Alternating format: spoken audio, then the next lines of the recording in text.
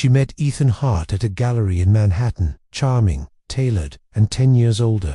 He said he admired her art, but what he really admired was how easily she believed in love.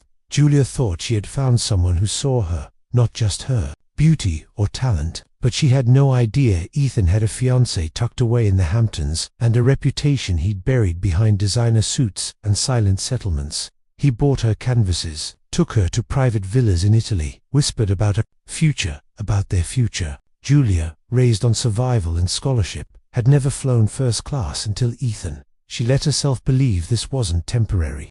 But every time she asked about meeting his family, he changed the subject. Soon he'd say, "It's complicated." So she stopped asking and started hoping. 3 months later, she caught a glimpse of a photo on his tablet, a woman in a wedding dress standing next to Ethan. Her breath caught. "That's old," he said quickly.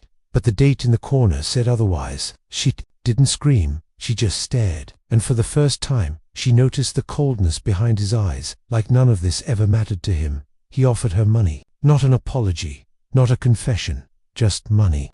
"I didn't mean to hurt you," he said, sliding an envelope across the marble counter. Julia didn't take it. She left that night without screaming or begging, just silence, the kind that stings more than rage, because in that silence, she found herself again.